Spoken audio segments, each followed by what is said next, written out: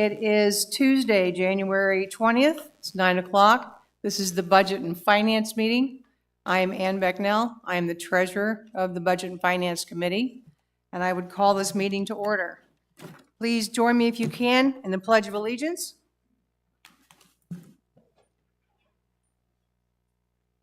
I pledge allegiance to the flag of the United States of America and to the republic which stands one nation under God, indivisible, with liberty and justice for all.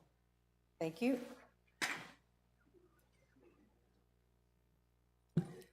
We have our complete board present today, our complete committee present today. So we have established a quorum, and I'm now going to read the meeting procedures statement. The governing board and its committees conduct all of their meetings in compliance with Arizona Planned Community Association open meeting laws per ARS 33-1804 and in concert with RCSCW bylaws, policies, and standing rules. Parliamentary procedures as outlined in the most recent edition of Robert's Rules of Orders will also be followed in all meetings as appropriate, consistent with Bylaw 3.07, Procedures for Owner-Member Meetings, and Standing Rules number 2 and 3. Thank you very much. Moving forward, we have the approval for the minutes for January 6th. Do I have any comments or questions from the committee about the meeting? Do I have any comments or questions from members in the audience? I see none, and I see no questions online, so we will say those minutes have now been approved, and we'll move on to the next topic. The next topic calls for us to jump right into reports review, but before we do that, we have a guest speaker here with us today from Marsh McLennan, and I would like to have them come up and give us our health insurance renewal so they can make their way free for the day. Would you like to please join us? Christy Ramirez for Marsh McLennan. Do you want to come up here, Christy? Oh yeah, come on up here. Director Becknell, if I can just do a little quick little introduction. So we have Christy Ramirez here from Marsh McLennan. Christy is the Senior Vice President, Client Relations Manager for us and in charge of employee health and benefits. We started our renewal process essentially in July, and it was very extensive. We had our claims data through May, and at that time we had decided that it was best to present that claims information, and we were Christy will talk about this, but essentially our claims we had a pretty hefty month in May, and at that time we felt it was best to strike while the iron was hot and in our renewal process. And again, Christy will talk about the timeline, but it was quite the process this year. This is our third renewal with Marsh McLennan, and we felt they did a really good job for us, and you'll see the results of that. So here's Christy. Thank you. Good morning. So Christy Ramirez, Senior Vice President of Client Relations with Marsh & McLennan. I've been with our firm for 14 years. And on the left here is the core benefits team for Sun City West at MMA. Scott Ragland, who you may have seen in past years at this meeting, he's the Executive Vice President, still involved with the Sun City West team, and he is the overall responsibility for Sun City West, and was on a 6 a.m. flight to Denver. So that is why you have myself here today with you. So I work exclusively with Scott, and I partner with him to manage all of our mutual clients. And then Elle De La Cruz is the client executive that works with us on more of the day-to-day operations, with Avalon Clark as the client manager, doing open enrollment and compliance tasks throughout the year, things like that. Kayla is the benefits analyst, and so she really is an internal role managing the marketing process and putting together all of the proposals based on our direction. And then Maureen Wiggum is our dedicated claims advocate for Sun City West employees and their families. So if there's ever any escalated claim issue, somebody goes into the hospital and comes out with, they start receiving 50 bills from everyone that walked in the room. She can do claims audits as well as helping people understand what they owe and when, and can also assist with any issues they may be having. Everyone on the right side is our extended resources. So we have different centers of excellence, whether it's publications and employee communications, health and wellness, actuarial and underwriting, retirement services, compliance. So different folks that are managing those centers of excellence for us in the back end as well when we need to tap into those resources. This just kind of highlights the holistic view of Marsh McLennan Agency. We're focused on the top left here, the employee health and benefits. We also do the business insurance, retirement, and then have private client services as well. And then on the right is just, leveraging the strength of Marsh McLennan. We have local professionals that are backed by the power of Marsh. And then as well as highlighting our award-winning culture, we've received several different awards for being a top workplace and our commitment to our colleague experience. And then also how we are rooted in our communities. So all of our local offices are very involved in positive social impact in our communities and volunteering, as well as charitable donations to our nonprofits. This is who we are today. So we have over 15,000 colleagues in 10 different regions spread across over 300 local offices. Our most recent acquisition was in Hawaii. So that's fun. I hope I get to visit our Hawaii office at some point. So the Marsh & McLennan was started by acquiring different regional family-run brokers throughout the country with a focus on mid-sized organizations such as rec centers of Sun City West. So we historically were called Levitt & Touche here in Arizona for over 100 years. And now we are fully integrated with Marsh McLennan Agency.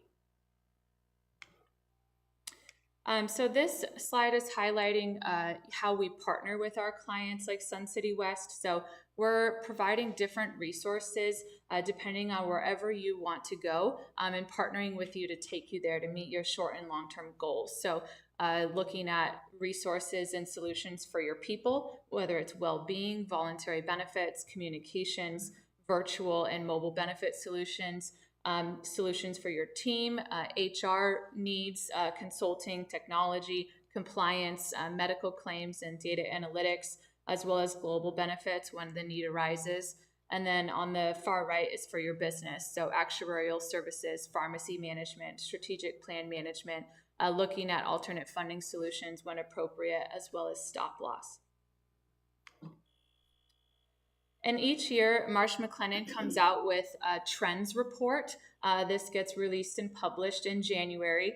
So this just came out, and our 4 themes that we're seeing for 2026 are listed here. And I'll highlight these for you. We won't go too in depth on these, but this is kind of what we're seeing. So number 1 being the health of the nation. There's a lot more early onset and chronic conditions happening. And we're seeing cancer diagnoses starting to get younger and younger, as well as a lot of pediatric chronic diseases. Women's health is a huge issue that is still under-addressed, and growing wildfire exposures that have happened, increasingly in frequency, over the last few years. That has also impacted the health of those individuals in those areas, and we're starting to see some different conditions arising out of that. And elder care is becoming an important workforce concern as well, and just early detection. So making sure that people are getting their early cancer screenings and things like that, so that we can catch things before it becomes a more serious diagnosis. So that needs to happen more and more. Number 2 is pharmacy trends, and the GLP-1 use is increasing, as well as all the rest of the specialty drugs. and new to market drugs that come out. So specialty drugs are accounting for 60% of the overall pharmacy spend. Number 3 is healthcare economics, rising costs, new regulatory requirements, artificial intelligence coming into play. This is also coming into play in healthcare.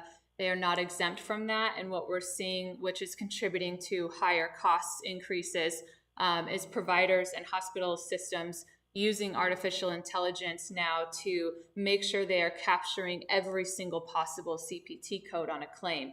And so they're running it through artificial intelligence to make sure that all of those are being captured, where previously they didn't have that technology. So we're now seeing more and more codes being billed for different claims, which is increasing the cost of that claim. Number 4 is workforce trends and technology. So declining employee engagement, the Gen Z population on the rise in the workforce, and different HR technology integrations, trying to, put all of these different things together and meet the different needs of all of the different populations that are within one group. And this is kind of what we're starting to see as a trend in renewal projections. So we came out with a state of the market presentation that came out of our stop loss centers of excellence. And right now we are projecting trend of between 15 and 20% for different groups. January 1 was one of the toughest renewal seasons we've ever experienced with high cost increases. And that used to be about 8 to 10%, and now we're seeing it around 15 to 20%.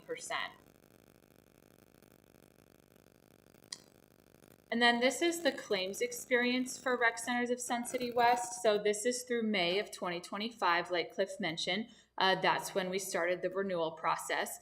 This goes all the way back, though, as you can see at the very top left, to January of 2023. So this is a month-by-month snapshot of how the plan is running. And so what the insurance carrier does is they look at the most recent preceding 12 months. And this is obviously more than that, but this just gives you a look back in previous years how Sun City West was running. And if you go from left to right, you'll see the total employee count that's enrolled each month. What that represents is total premium. So depending on where the members are enrolled, capitation costs, and then any fee-for-service medical claims, and then pharmacy claims by month, getting you your total gross claims, and then the gross claims loss ratio. Like Cliff mentioned, in May was a tough month. That was a 373% loss ratio that month. You paid $212,000 in premium, and Aetna paid $793,000 in claims costs. And then in the claims in excess of pooling point, so there is a pooling point, which is $125,000. So all claims up to $125,000 get underwritten in your experience, and then anything over and above that essentially gets backed out because that's covered by Aetna, and you pay, you have that protection of the pooling point. Which would get you to your net claims. So your gross minus the claims in excess of your pooling point, getting you to your net claims, and then your net claims loss ratio in the far right. So as you can see, the totals by plan year, January through December of 2023 ran at 59%. 2024 full plan year ended at 75% on a net basis, 118% on a gross basis. And then January through May, we were at 134% on a gross cost basis and 120% on a net cost basis. So in the most simplified terms, every dollar Sun City West paid into Aetna for premiums, they paid out $1.20 in claims, which is of course not where we would like to be. Target loss ratios are between 80 and 85% on the fully insured side at a carrier. So that brings us to Cliff's point on, trying to lock in our renewal. We needed to move quickly because we could see how the claims were trending. So on the medical plan experience, your Aetna renewal, the initial renewal came in at a 12.5% increase, which was negotiated down to 9.9%. And then the pooling point of $125,000 would remain the same. The dental renewal came in at 11.69% and was negotiated down to 5%. And then we also included a history here of the last two renewals. So in 2025, Sun City West ended at a 5.81%. In 2024, it was 5%, and that's when you moved to Aetna. Dental and vision in 2025 was renewed with a rate pass, and then vision moved to VSP due to different network concerns. And then in 24, it was a 12% decrease to dental and 13% decrease to vision. And then the life and disability insurance in 2025 renewed. It was in a rate guarantee, so there was no changes. And in 2024 was when Sun City West moved to Mutual of Omaha and was able to achieve some savings in that. And here is the final medical proposal here. So these are the three different plan options. You have a high deductible health plan with the HSA account on the left side. In the middle is the performance plan with the $2,750 deductible. So that's the narrow network plan. And then on the far right is the same exact plan, just using a broad network instead of a narrow network. And on the right in the blue is where we highlighted what the plan changes were. So on the high deductible health plan, we increased the deductible and out-of-pocket maximum by $500 for individual and $1,000 for family. And then on the performance and the broad PPO plan, we increased the deductible by $250 and $1,000 for family. And then we increased the primary care physician copay to $25. It was previously $15. And we increased the specialist copay to $50. It was previously $30. And then we increased the emergency room copay to $300, which was previously $250. So in doing so, we were able to bring that 9.9% down to 6.9% and achieve an additional 3% in savings by doing some minor adjustments and tweaking on the medical plan designs. And then this is highlighting the renewal details. So the experience period that was reviewed was that most recent preceding 12-month period that I mentioned. So that was June 1st of 2024 through May of 2025. Sun City West had 130 subscribers, which is employees, with 230 members enrolled at the time of renewal. So that includes dependents. The average age of the subscriber or member is 52.2. The pooling point, again, is at 125,000. There was 3 large claims that we experienced over the pooling point, and one claim in particular requires treatment every 3 weeks, and Aetna was projecting another 450 to 500,000 in expected claims for that particular member. And then we had 3 additional claims over 25,000. So again, our initial renewal came in at that 12.5, negotiated to 9.9, and then by making some plan design changes, we were able to end at 6.9%. So still well under the 15 to 20% average that we're seeing right now with healthcare industry.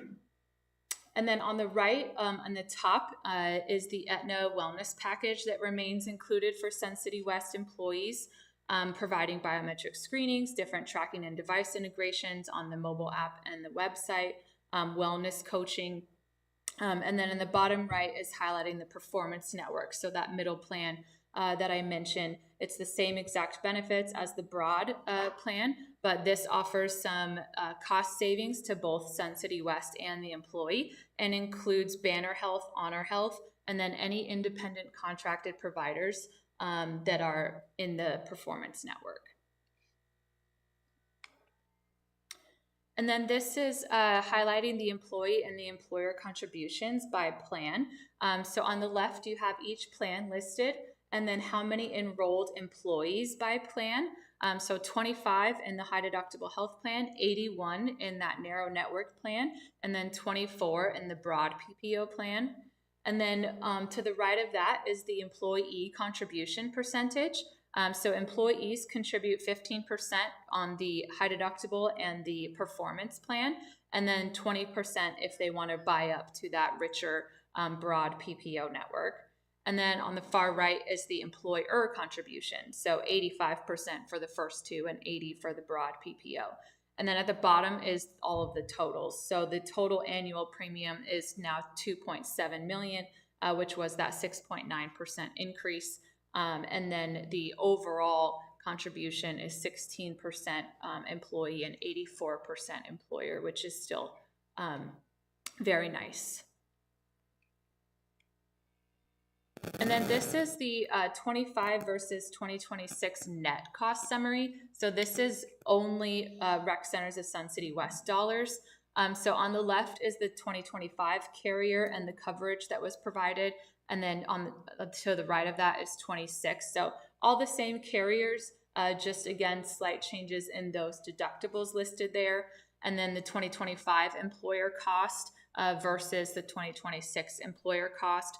So overall, the net cost increase was 6.37% or $147,000 annually.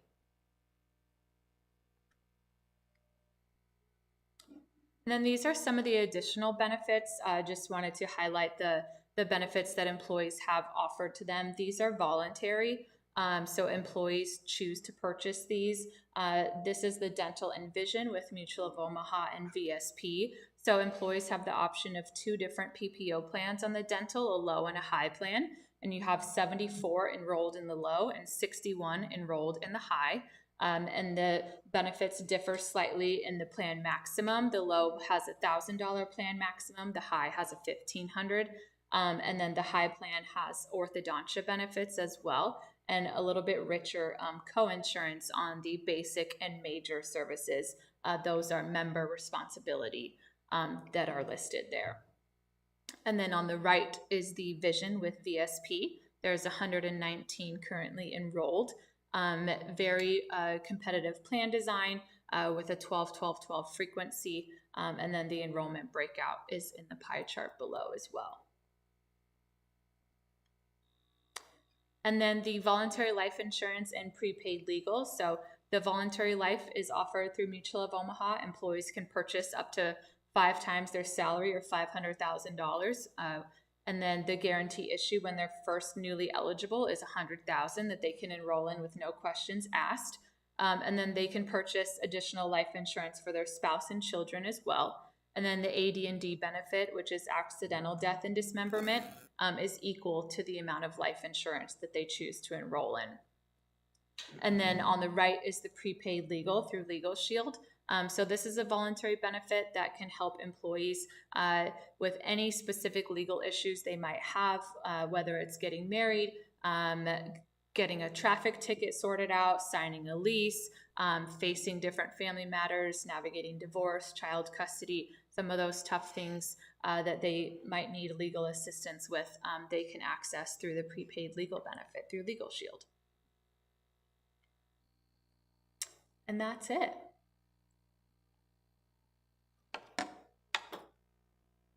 Thank you very much. Could you go back to the slide? Excuse me. Where we were talking about what the employee pays versus what the employer pays. Yes. Yep.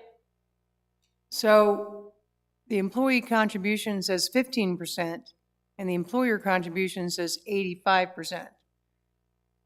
If they have family included in their plan, do they pay 100% of any family coverage, or does it follow this same metric? Follows the same metric. Okay. And how many of those people that are enrolled have family plans in addition to the individual plans? So the breakout is here for you. So on the high deductible health plan, on the far left, right underneath where it says monthly gross rates, you'll see there's 14 employee only, 4 employee and spouse, 3 employee and children, and 4 family. And then the middle column is going to be your performance plan. So that's 43 employee only, 18 spouse, 13 with children, and then 7 family. And then on the broad PPO, you have 14 employee only, 5 with spouse, 3 children, and then 2 in the full family. And it's 15% they pay on all 4 tiers, and 85% Sun City West. Is that what you see in the industry, broadly speaking, that we pay not only the employees' portion or some significant portion, but then we also pay the family portion? Or has that trend started to separate where having family coverage is, paid by the employee if they want family coverage? It's really dependent on industry and budgets. Clients are starting to contribute more to family just because of how expensive it's gotten. And their employees, they're struggling to afford to cover their families. But you still have a very rich contribution. I'd say the average family is probably between 60 and 70% paid for by the employer. And the industry comes into play as well. If it's an industry where it's a lot of younger demographic, they don't have, their families really built up yet, then they're not going to contribute as much to family. Whereas with you all, the average age is 52, you have families, and so you're taking care of those families. It's a very nice contribution, but I think that it's fitting for the demographic that you have in the enrollment, and taking care of the full family. Thank you. Anybody else have questions? Cliff, how is this increase compared to what we have in the budget?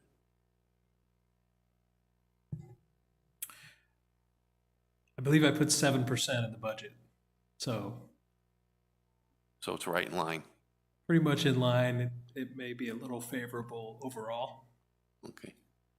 Second question is, if you have a spouse that's working, do we offer any incentive for them to go on their own plan versus staying on a family plan within our group? Not currently, no.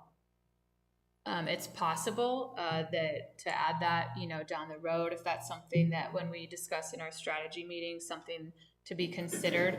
But it's more where it's a disincentive. So it would be set up like a spousal surcharge, where the employee would have to pay more if they want to cover their spouse, if their spouse is working and eligible for benefits elsewhere.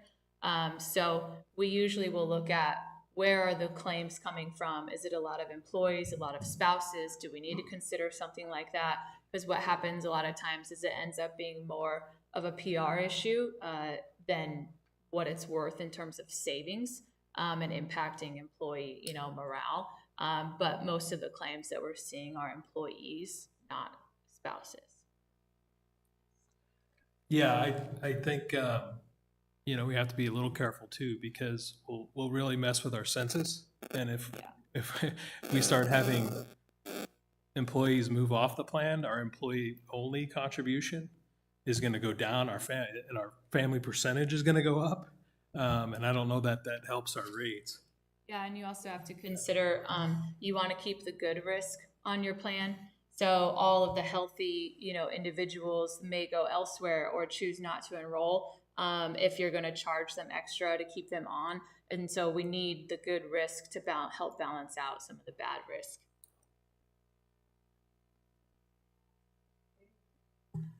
I'm curious about the history of the employee contribution. Has it always been around this 15 or 16%, or has it gone up recently? And have we considered increasing it? We recently increased the broad network to 20% employee, and I've been here for almost 5 years. It was 15% when I got here across the board. We did that a couple of years ago to try and help drive people a certain way, drive a little behavior to go back to the broad network, because the premiums were more favorable. And most of the people most of the people live in the immediate area who work here, and in the performance network is Banner, which is a huge network. And so we made that change, and it really paid off for us in terms of premium. We drove a lot of people. That number, the number on the broad network, the number of employees, that used to be more used to be double. And now it's half of what it used to be. And those people are now in the Performance Network. One thing I'll say too is if you looked at the slide from 2024, you can see our average enrollment, employee enrollment was about 140, and we're down to 130, which is driving some of the savings in our budget. We have 10 less people on our health insurance plan than we had on average a year ago. So that's driving some favorable savings in the budget, but it's also an indication of how expensive it is for insurance and people finding different ways to get it, or maybe just flat out not taking it.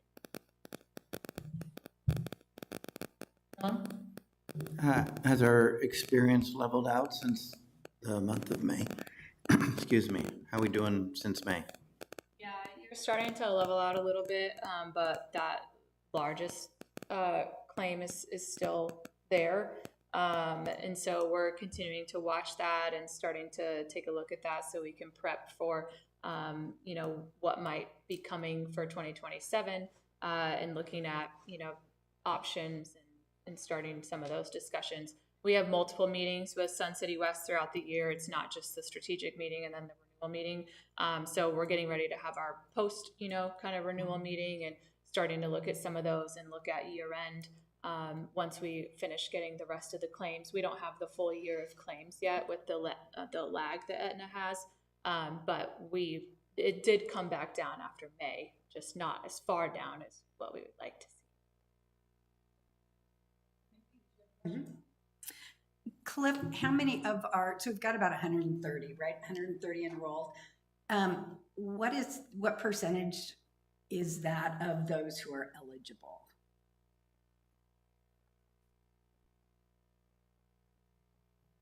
We have about 200 people would be eligible. So like 65%, right? Which is actually kind of a low number, right? It's kind of a low number.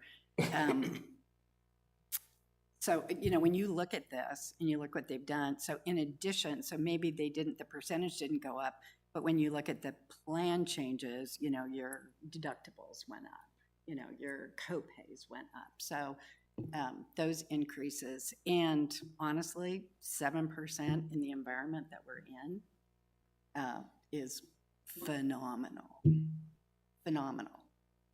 And you already have, like you said, and you're already only covering 65% of those eligible because they are opting out or getting coverage elsewhere.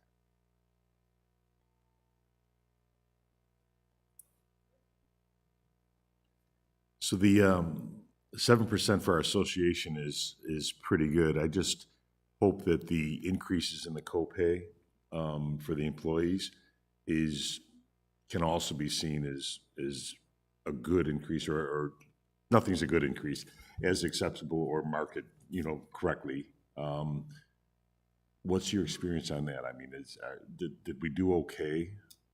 So these copays actually brought you up to market.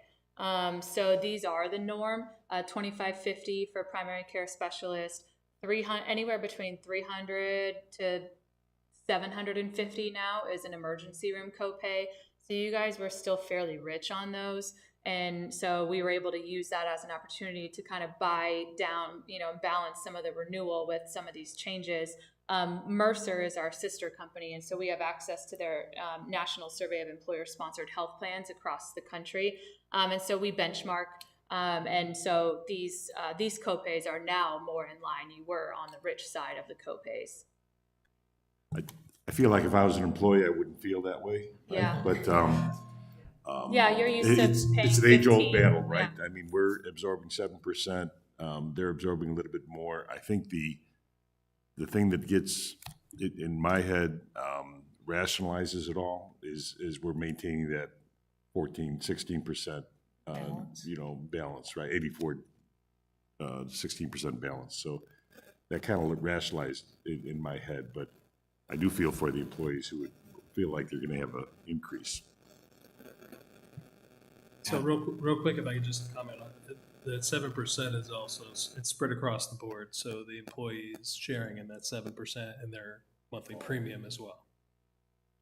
So we brought it down 3% with the changes in the plan design. We were able to bring it down, and then that 7% or that 175,000, or is that the total? Or is- Yeah, so that's spread across the same percentage to the company and Of to the- the employee. Of And the the premium. 175,000, 147 was taken by Sun City West. That's a good point. So again, they'll feel a little bit, they'll feel that also. But the fact is that costs have gone up. And the real number is the fact that we're contributing at our 84% or 85%, whatever the average was. Cliff, do we produce any employee benefit statements which show their salary plus all the other costs associated with each of the insurances we have and all the other benefits that we offer them? Yes, we do, and we also recently did a survey, and it was was it in the first quarter of last year, Stephen, of 2025, a survey on our benefits, and gathered a lot of data from that as well. So yeah, but yes, we do employee statements. What are they called? Total compensation statements for employees.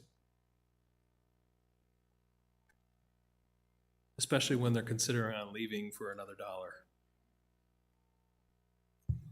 Any other questions from the committee? Any questions from the audience members? I see none, and I see no questions online. Thank you very much for your presentation. It was very well done. So we will back up to our friend Cliff. Mr. Swan will give us a financial review for November and December of 2025. Thank you. All right, so through the first 6 months of the fiscal year and through the kind of prepping for the busy season, we'll present a financial statement here. A lot of things that happened in the first 6 months, and we'll talk about that as we talk about the numbers. So just kind of going through the operations report, comparing it to budget and prior year, then we'll move down the capital section and then move into the capital improvement budget, talk about the FFB. So looking at the month of December, we finished about 12,000, right on budget, below budget at 2.843 million in revenue. Golf kind of steadied a little bit. We didn't quite get the mix that we wanted, and finished about budget on rounds, but didn't really generate the revenue that we needed to hit budget. But 21,000 off of approximately 1.2 million is pretty close. We're seeing a lot of down in rec and events. We're seeing a lot more activity in our room rentals and things by our members. So that's driving some of that increase in revenue. And then the events department as well is doing better compared to what we had budgeted in terms of ticket sales. On the expense side, 224,000 favorable. Wages and benefits of 96,000 driving half of that, and that's really just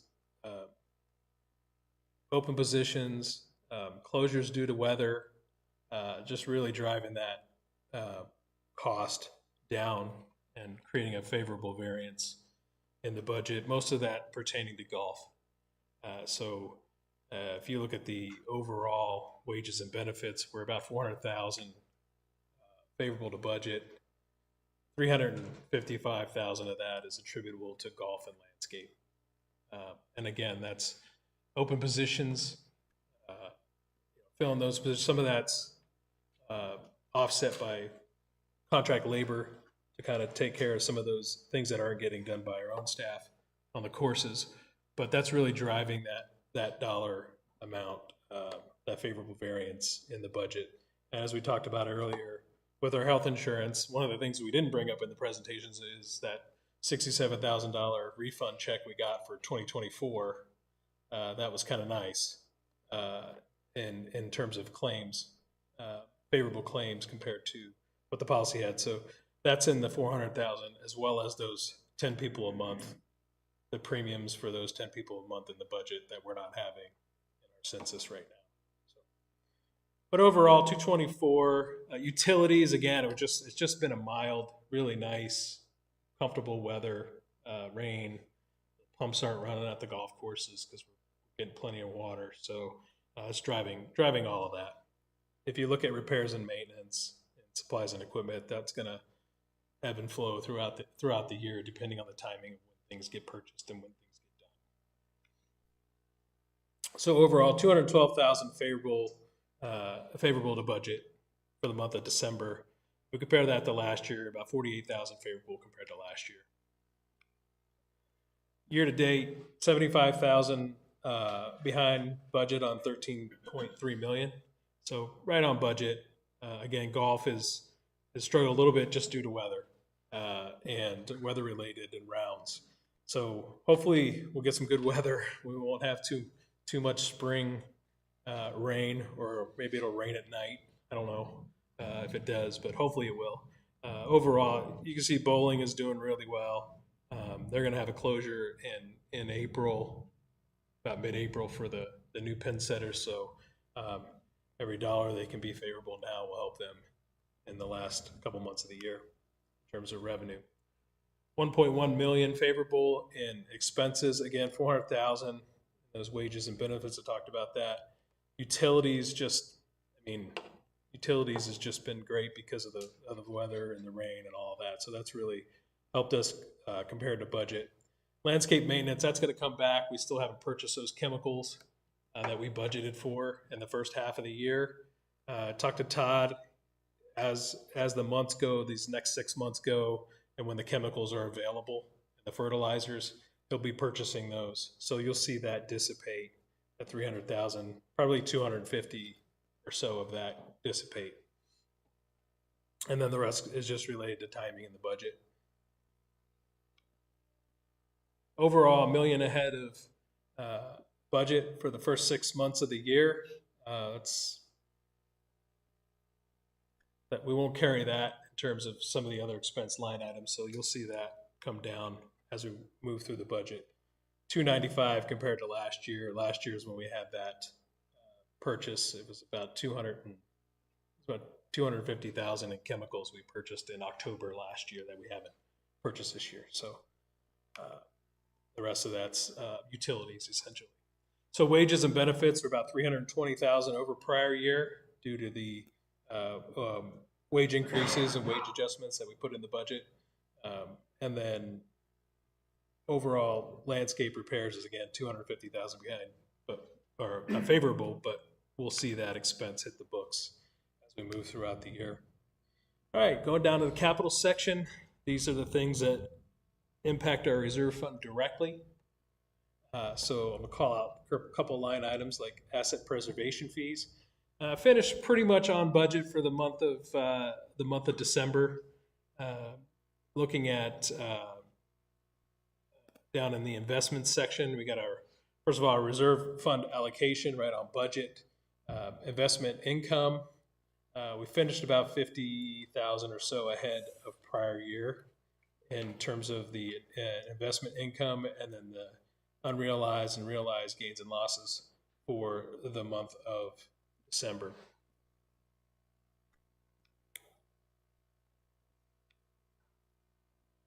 Looking year to date, we're a little behind on APFs. I believe we're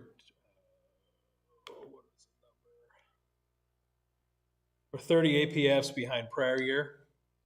Just looked at the real estate market, the trends, and in the local market for Arizona,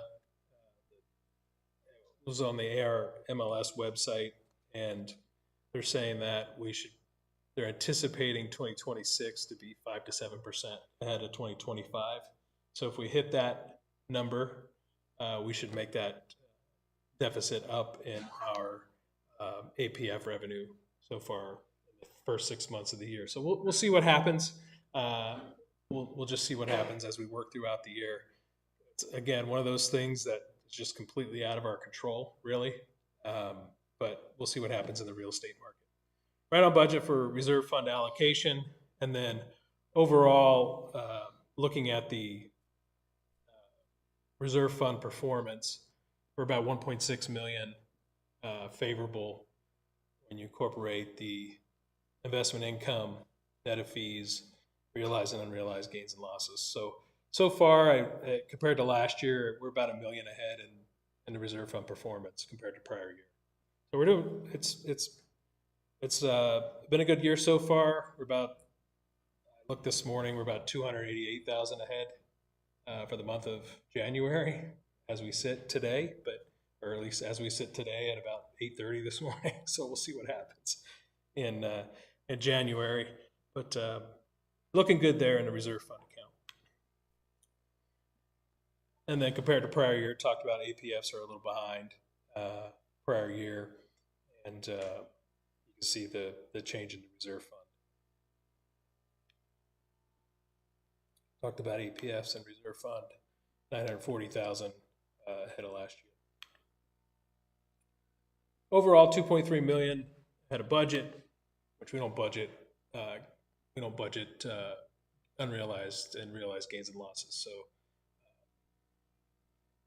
and then compared to prior year, about 1.4 million ahead of prior year. Okay, moving down to capital expenditures. So we have a 5,148,000 in capital expenditures in the budget for this year. Just a note, we're presenting 12.6 million for 2027, but 5.2 this year. And based on the POs and the completed items, tracking pretty favorable to that, we're anticipating a 310,000 favorable variance to our capital improvement budget. You know, when we put our capital improvement budgets together, we do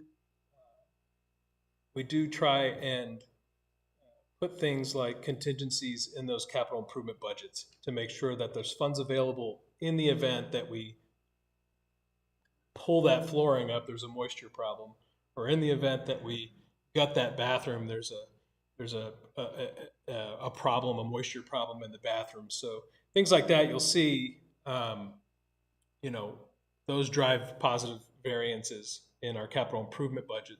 What ends up happening to those funds is those funds just flat out aren't distributed out of the reserve fund account when we do our reserve fund adjustment after our audit every year. So those funds stay in the reserve fund. So those are positive impacts to our reserve fund and positive impacts to our modeling when that happens.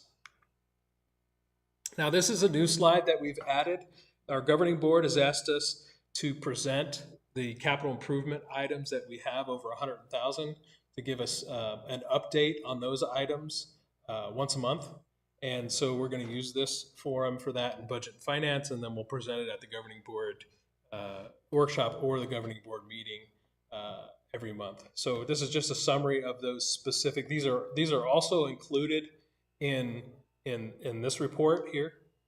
They're included in this summary here as well. But just calling them out in case there's any questions on what vendor we used or where we're at on the projects and when we anticipate them, or when we anticipate them to be finished. If there's any questions on that. Okay, so we have a allowance account in our funds that are budgeted, allowance funds for unexpected items, 420,000.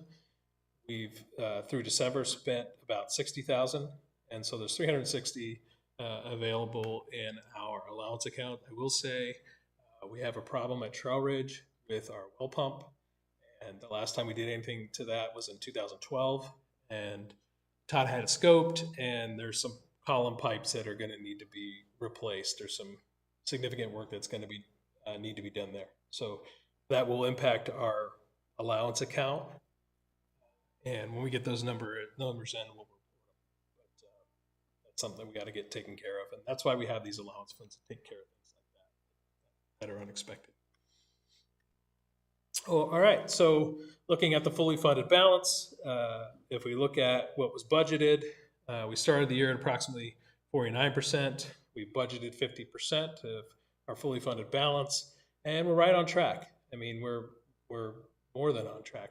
We're sitting pretty good, and we anticipate hitting that. We'll see where the fully funded balance is at the end of the year when we do our calculation on the reserve fund. Looking pretty good so far. That concludes my financial presentation.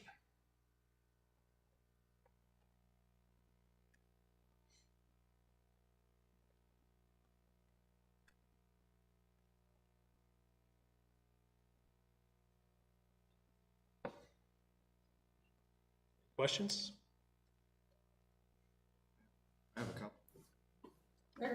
Cliff, on some of the projects that go over budget, especially the capital projects, what is the process to get those approved, or how is that communicated?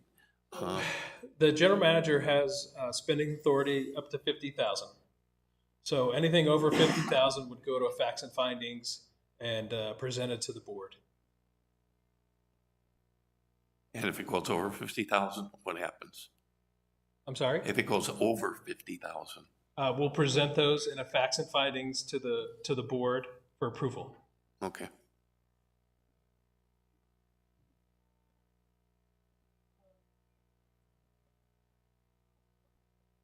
I see on the, You turned it off. turned it on. Okay, there we go. On your capital budget, you have a line item that says estimated reserve fund allocation. I'm not sure I know what that means. Okay. So the governing board in 2022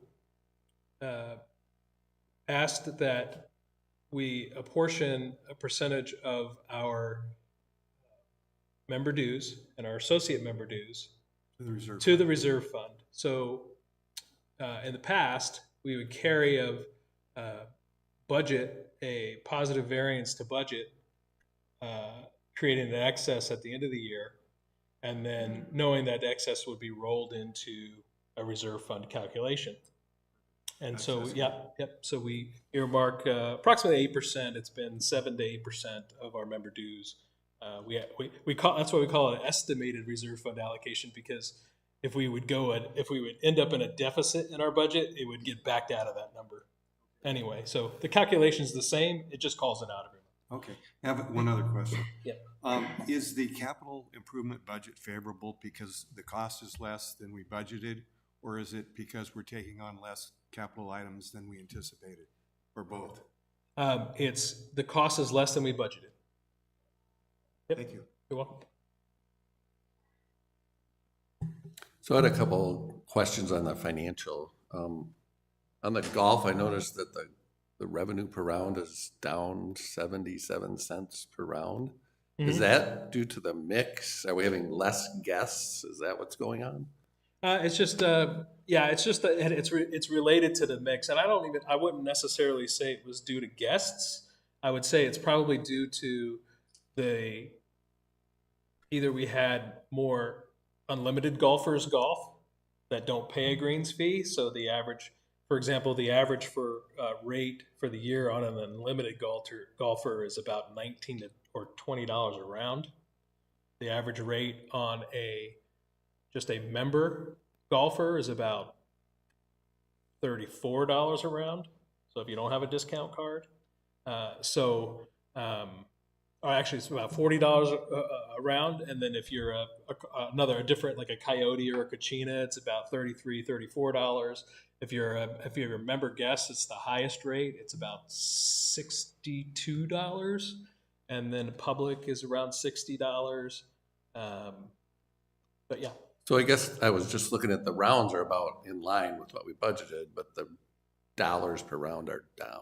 That's So- right. And part of that is because overall we're on budget, but we had 3,000 more rounds in the summer when our rates are, Yeah. and then we had Yep. 3,000 less rounds in November when our Right. rates are high. So Right. yeah, that hurt our mix for sure. And then one other question, every time I go by Lizard Acres, it feels like it's really busy. Are we seeing a positive impact on the financial from that at all, or is it not really? Yes. that- Okay. Yeah. Where we're does it show? seeing that. So we report that at the Sports Pavilion Okay. committee. We do a pro forma in Lizard Acres, and we just start. I mean, we basically December was our first full month, which was a holiday month. So Yeah. January is really going to be the month we'll be able to see what the impact of the renovation. Okay. We know we're a lot busier though. Yeah, that's for sure. Any other questions for Cliff? Bill? Yes, the strategic plan appears to be almost 30,000 over budget, and so that's more than 10%. How far along are we, and how much more over the budget can we sort of expect? Is it growing? So the master plan budget, the capital item for master plan, is that what you're referring to? Yes. Yes, okay. Yeah, so the master plan, we went to RFP for that. We sent 10 or 11. We sent out 10. We received three. We received 3 of those back. Went through presentations and interview processes, not very similar to what we did for the audit RFP. And negotiated with Barry Dunn, and believe it or not, that RFP was 70 to 100,000 less than the other 2 RFPs to go that. So when we put that budget together, it was just an estimate when we presented it last year. Until you actually go to market for that stuff, especially something like that, because there's a lot of variables in master planning. But we feel very fortunate to get the proposal that we received. We negotiated that. Mr. Erno negotiated that down even further than what it actually was, and wow, I feel like we're getting a bargain. They're doing a great job, but yeah. So that's a process. Again, within the general manager's spending authority, if we felt that one of the other firms was better, we would have gone to the governing board for facts and findings and requested those additional funds to be able to engage with that vendor.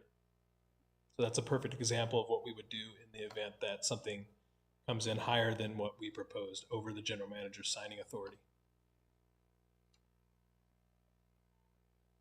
Any other questions for Cliff? Any questions from our audience? I see no one coming up, and I see no questions online. So thank you very much, Cliff. Great presentation.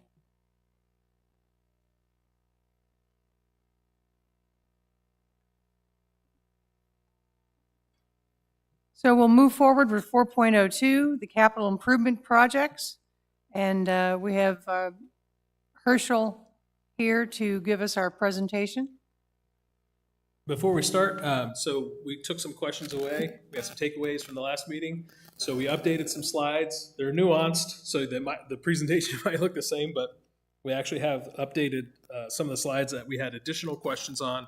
And then we've also got some additional data that we could talk about. One of the things was the irrigation project and what each one of the kind of bucketed items that we had listed, what the cost for those items are. So we'll go through that, and then we're going to save the website redesign for last, because Kyle's got a separate presentation. He's going to walk us through some of the things, kind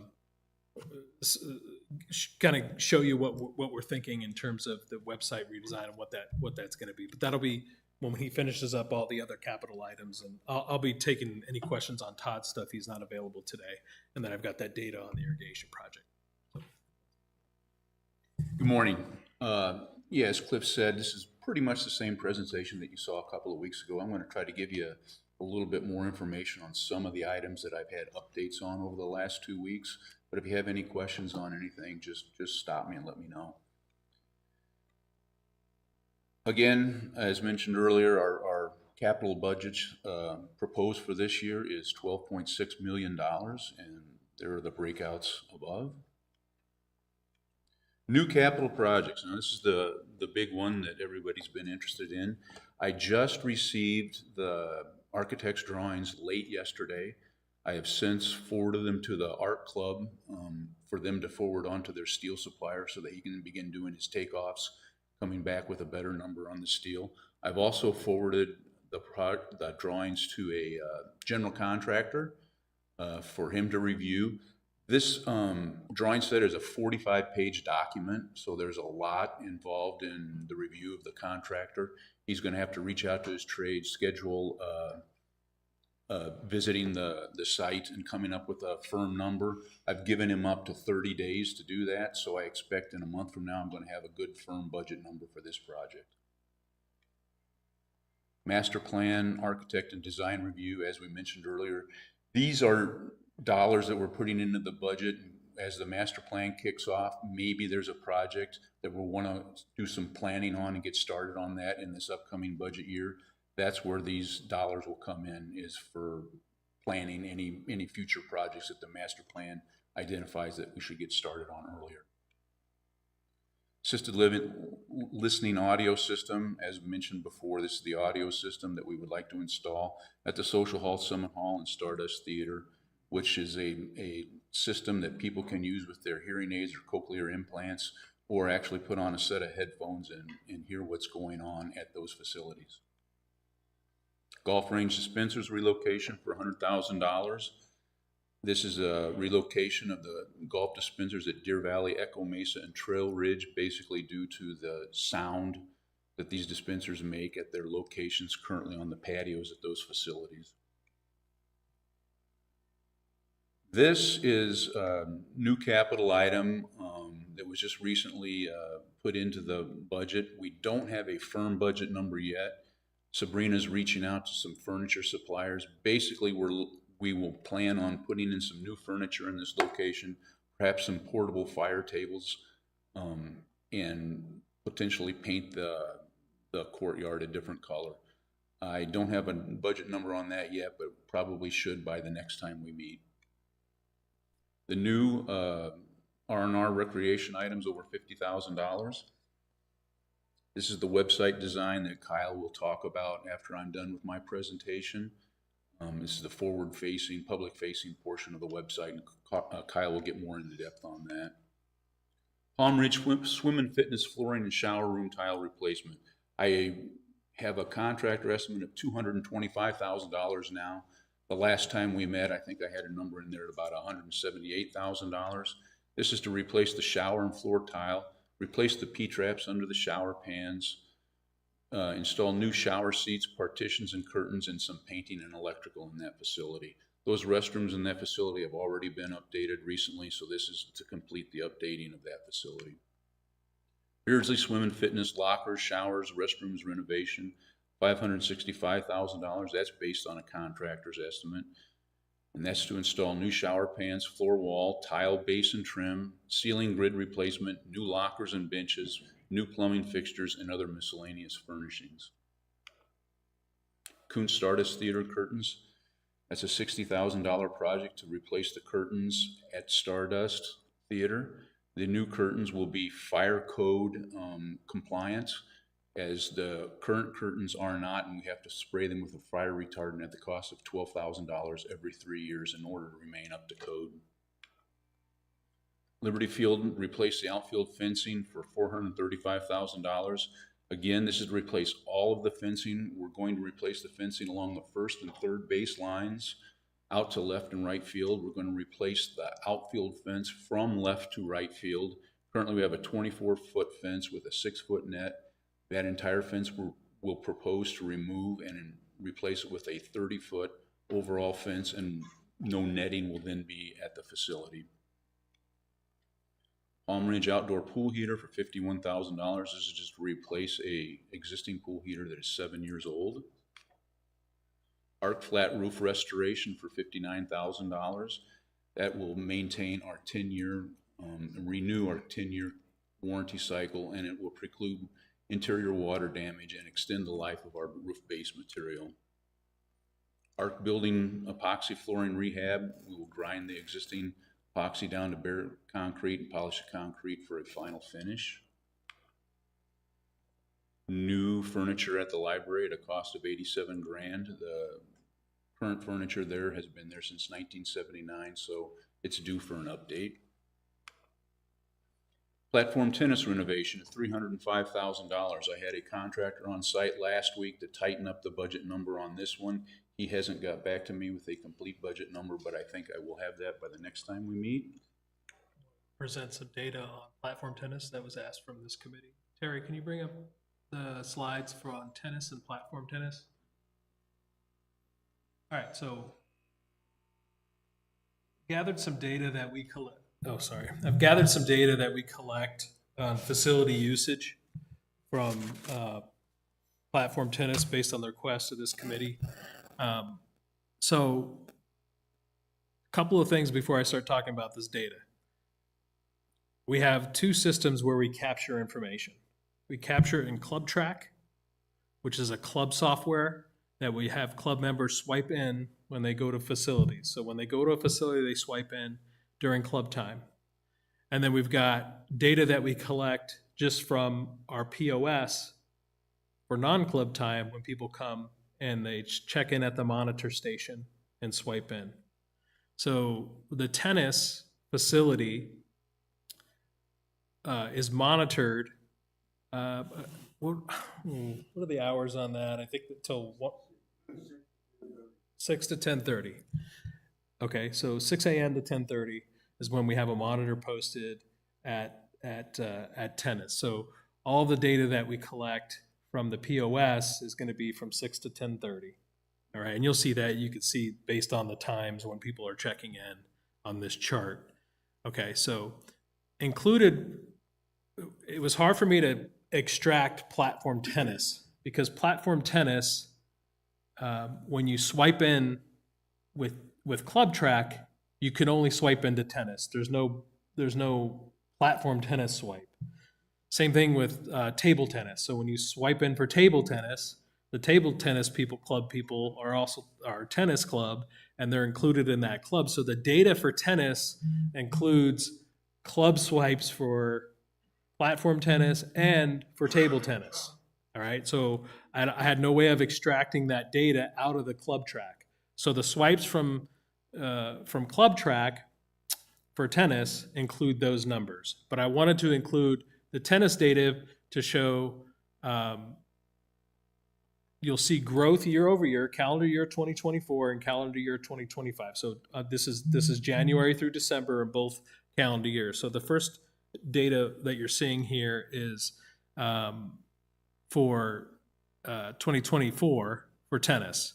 You can see they had 15,500 swipes. There were 323 unique tennis members that swiped in for club activity in calendar year 2024. Flip forward to the next slide. In 2025, that increased to 401 distinct club members at 17,543 total check-ins for the calendar year that we're capturing in ClubTrack. Again, that includes platform tennis and that includes table tennis in those numbers. But those are the numbers. Now, flip forward, if you would. This is platform tennis swipes that we collected at the POS. I don't have ClubTrack data, but I have got POS data. When somebody showed up to play platform tennis, they said, I want to go down and play platform tennis. They swipe in with their member card and they select the monitor selects platform tennis. So in 2024, we had 17 individual people during non-ClubTrack activity in platform tennis. And you can see when they're playing during that time. So 17 for 229 check-ins for the year of 2024. If you flip to the next one, that increased to 32 people who wanted to play, distinct people who wanted to play platform tennis in 2025. Okay, at 500 check-ins there. Again, there are people swiping in during club using ClubTrack as well. playing platform tennis. I don't have the data on that because there's no way for me to break it out. I will say the 32 distinct members in 2025 who swiped in to play platform tennis. I cross-referenced those club members, and 25 of them were tennis club members that swiped in to play on the platform tennis courts. So of the 32, 25 were tennis members who played, members of the tennis club who swiped into platform tennis at the POS. Okay, just some additional data. So again, I just wanted this committee asked me for that data, and that's the data that I have. I know that the tennis club keeps data as well. And speaking with them, I know they're going to try and get on the agenda at least for a governing board workshop, potentially budget finance, not sure, to present some of their data and information, but that's the data that we have operationally. And again, that's the data that we have. So. Back to the.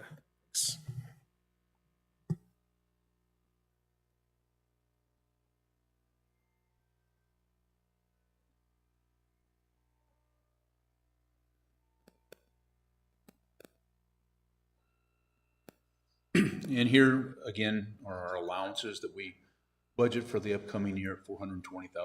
And these are just for those unexpected expenses that may pop up in any one of these areas that you see here. And Kyle? No, I'll do the landscape. Okay. Okay, so landscape and golf items over 50,000. Excuse me. So the big ticket item is going to be the irrigation system replacement over at Stardust.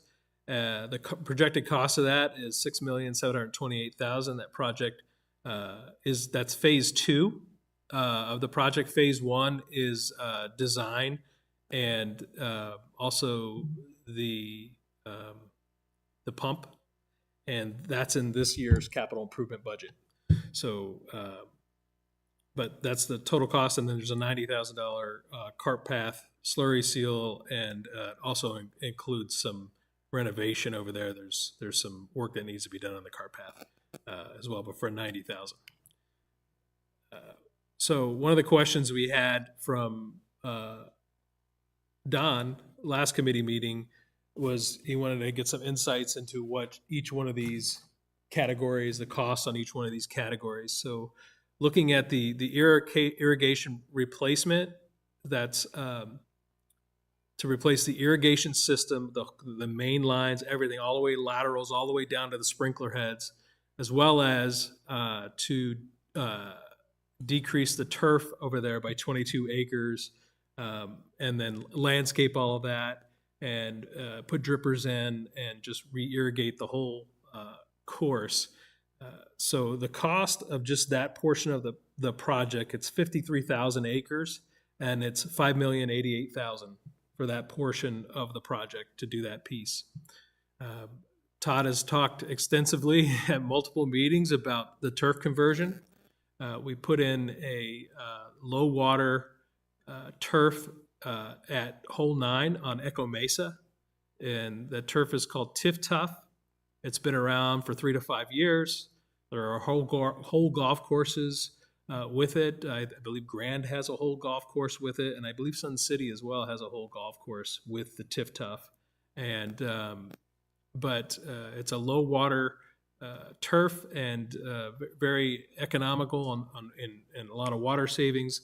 And then if you choose to not irrigate it, there's even more, not irrigate, excuse me, not overseed it. There's even more significant savings in that. But so there's 56 acres of all of turf over there that would get replaced with the Tiff Tuff turf, and it's 14,000 an acre, so it'll be 784,000 to put the new turf down at the golf course. Todd says the turf has a life.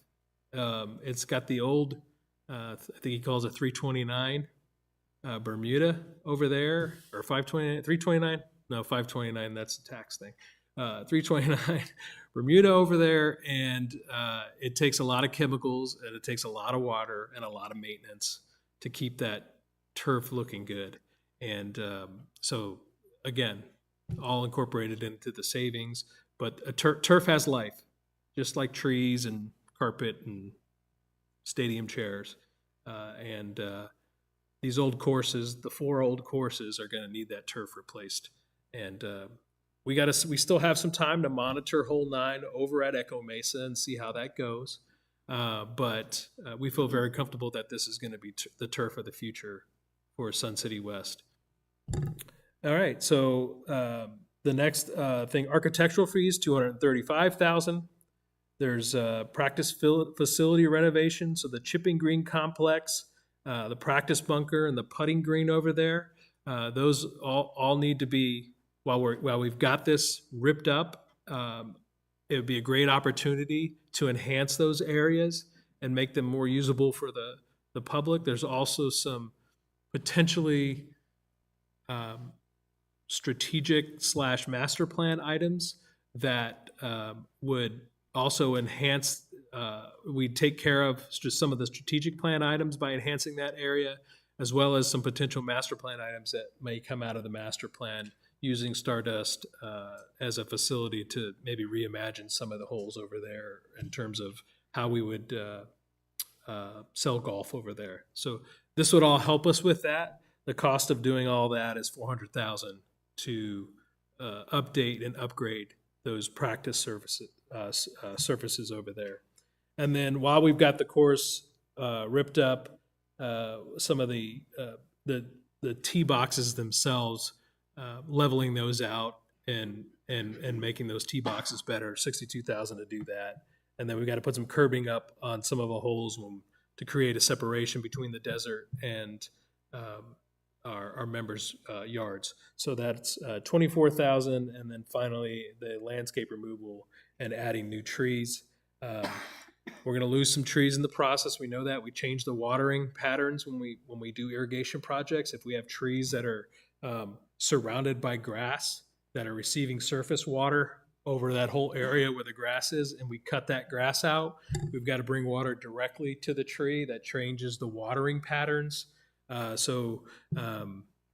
Some trees can't, if it's super hot like it was when we did Grandview, some of those trees cannot survive that process. And some of them won't survive it anyway, just because they've been used to receiving their water a certain way over the last 40 years. We may lose some trees in the process. Plus, we have to add trees in those desert areas as well. So $135,000 to do that. So for a grand total of $6,728,000. Talked about the TIF-TUF stuff. The thing that I like, if we do decide not to overseed, which we won't do in the first year because you got to let that new grass come in. You don't want to throw ryegrass on top of it when it hasn't matured, because the chances of it coming back when it gets hot are not very good. You really kill your chances of doing that. So you don't overseed it for the first year. But by not overseeding it and just doing tees and greens, you get a shorter closure period. You could generate more revenue at your golf courses, $26,000 we anticipate. And so if we went to this program, the ROI on that $700,000, $800,000 is 10 years. So something to be considered as we plan future budgets. Okay, so Todd has 25 units scheduled for replacement. There's, in terms of equipment, there's sprayers, turf factories, blowers, top dressers. There's a tractor in there, in landscape. There's greens rollers, but $1.145 million for 25 units, and then 8 units in terms of utility vehicles. These are mostly the utility carts you see driving around, the Workman heavy duty, the club car carry-all. That's what all these pieces of equipment are. For $275,000, total replacement cost of $1.4 million. Average age of this equipment is 8 to 29. The average age is 13 years. We have them on the reserve study at a useful life on average of 12 years. So we're getting more life out of them than what we've got them lifed out at on the reserve study, which is good. But the average age ranges from 8 to 29 years on this equipment and on these carts.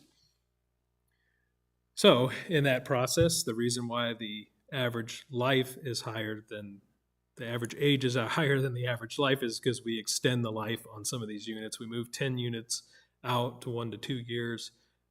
Just looking at the maintenance schedules, knowing that we can maintain them and we can still get some useful life out of them, as well as we eliminated some items. 2 utility carts in the landscape division, we just flat out eliminated that, as well as a pickup truck and golf maintenance. The landscape division, 2 years ago, we've decided we used to have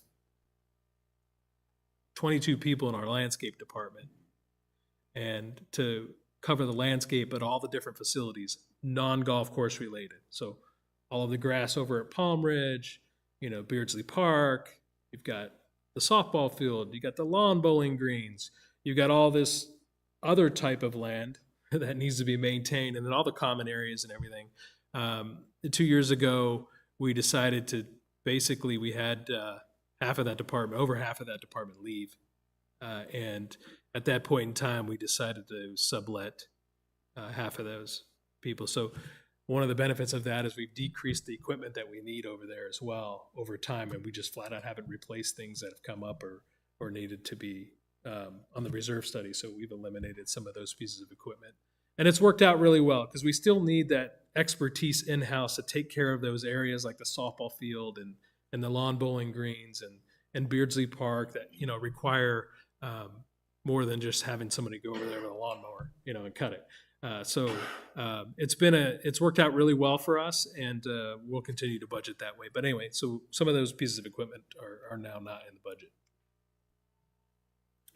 So finally, again, $8.24 million in golf and landscape, most of which at 6.7 due to the irrigation project. And then Pat's got 19 rental carts. There's also a PA cart on here, which isn't detailed. I don't know why, but if you look at the color block, you'll see it on the color block. So for $154,000, the ROI on these golf carts, they're gas. I played on Sunday. I drove one of those. Very nice cart, but the ROI on these carts is about 3 years. We pay them off with our cart rental fees that we collect, and then we get 10 years out of these things. So we're making money on them for 7 years. And we did a cost analysis on going electric. Basically just strictly due to the ROI on the gas carts, it didn't make sense for us to do that. We've got 140 or 150 golf carts at 7 courses, and these serve our needs very well. And again, the ROI on them is 3 years, and we get another 7 years out of them. And then, as well as if we went to electric, we would probably enter into lease agreements for those 5-year lease, 3 to 5 year lease agreements on electric. And but if we did that, then we'd have to look at our facilities, our cart barns, our electric panels, things that we're just not set up for at our courses. So we continue to purchase golf gas carts because that's what makes the most sense operationally for us. All right, so before Kyle comes up and talks about the website redesign, any questions on any of the R&R items for Herschel or any golf items?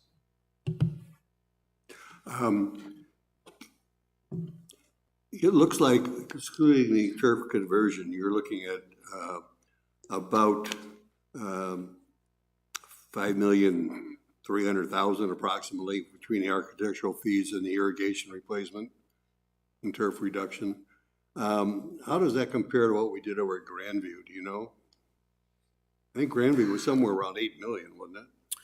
I'll have to get back to you. I don't know off the top of my head. Grandview, I want to say it was closer to 7 million. It's a bigger course. We reduced more turf, but we also did that 3 years ago. Yeah, Yeah, but I can report back on what we spent on Grandview and what we spent I'm on just each one trying to of get those a areas. comparison in my mind, Yep. because I played both courses. Yeah. A lot. Yeah.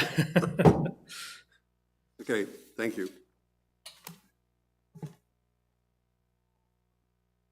Any other questions? Mickey. Actually, I have a comment. So one of the things that came up last time was around timing of capital expenditures in any one year and then projecting those out, which we of course do. And one of the things that came up or was discussed is it looked like what we were going to spend in this budget year looked like it was over $1 million more than what we had included in the 5-year plan for last year. One of the things I want to point out is when we did an extensive review last year around all of the capital in support of our investment policy. And so these numbers change. So what I want to say is that these numbers change. Things get pulled forward, things get pushed out. And what I included in our 20-year projection, which is what we used for the investment policy review, we actually projected that we would spend $14.9 million in this year, and it's going to be 12.6. So, and that was last year, right? It was updated to a lower number when we did the 5-year forecast that we showed with the budget last year. But part of that is because things changed in terms of timing. So I received some questions about that. And so I wanted to point out that when you look at it, and you have to do this, when you look at it over a 20-year period, you have to look at not every single year individually, but how that is played out and spent over the entire life of our facilities. So anyway, I wanted to point that out because in actuality, it is $2 million less than I was projecting for this budget year. Yeah, this gives me a great opportunity to talk about something that is in the budget, in that 12.6 million. And that's approximately $1 million in the ARC project. That's not actually going to be funded from the reserve fund. Correct. So you could take another $1 million off of that. So our budget really is more around 11.7 million right now. And if the board agrees to move forward on the ARC project, once we get it costed out and once we come up with terms on what ARC is going to request from operations in terms of a note payable, that will be funded out of our operating account, our operating bank account, and will not come out of the reserve fund. So it's actually $1 million less, approximately $1 million less. Cliff, I have 2 questions, and we can talk about the ARC project later. One thing is, we look at the master plan for only 100,000 for next year. Well, we already got this year, we're over by 25 or 30,000. Would it be imperative to increase this amount from 100,000 to 150, something like that? Well, I will say, that's it says master plan on there, but it's linked to the master plan, which is the strategic plan. It shouldn't even say that. I don't even know why it says on there. But it's not for a master plan. It's just for the website redesign. No, there's one for the website redesign. Oh, you mean, And there's one- planning dollars of 100,000. Yeah. Yeah. These are projects, usually when we put up, for example, the plans for the ARC project were 41,000, I think. 41,000 to put design plans together for the ARC building.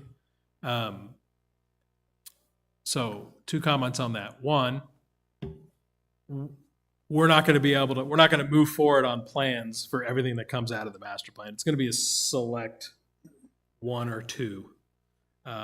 So we really feel like 100 grand's enough to take care of any type of design plans we would need for a project that would come out of the master plan. We know that there's going to be multiple potential projects come out of the master plan, but we're not going to move forward on all those projects in the first year.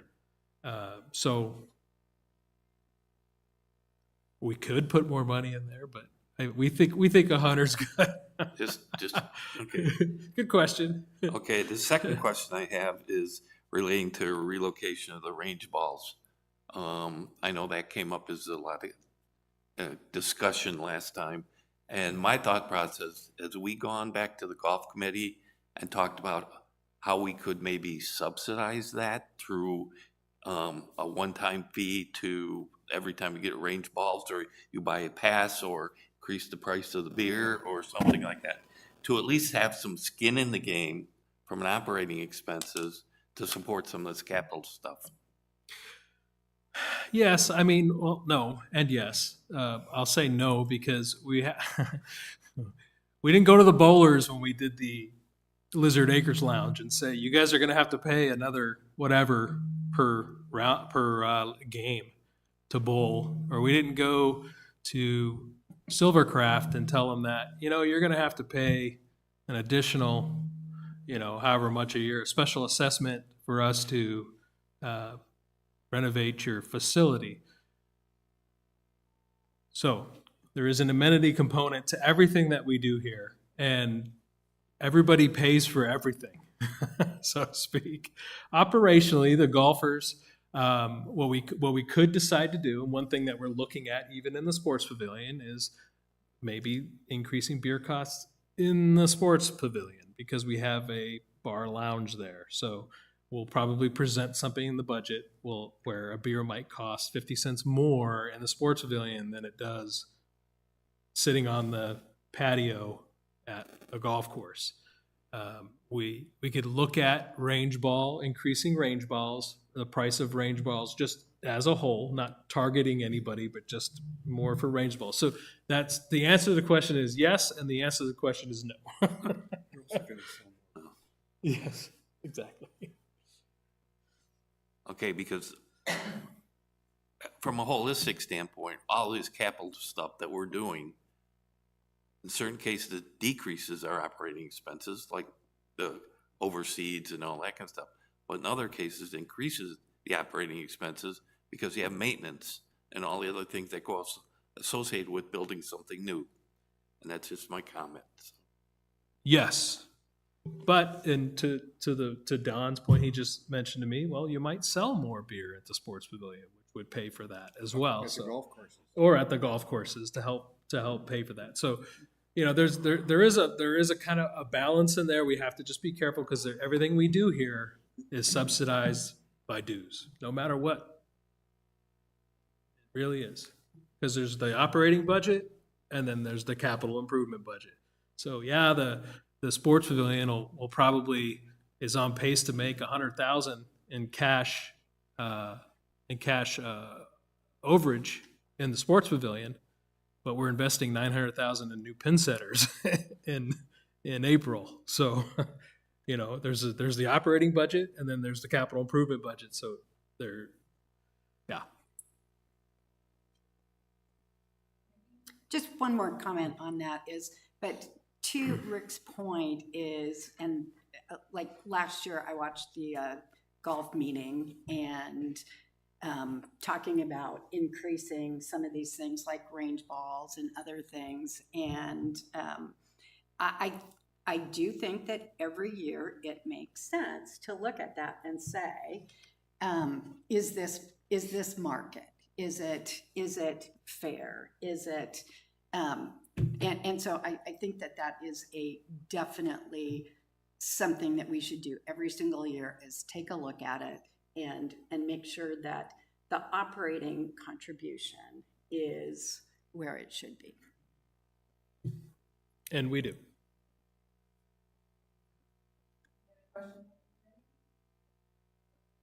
We have a question from the audience. It's not exactly a question, it's just a clarifying answer for one of your committee members. So I'm Christine Novello, I'm the governing board president.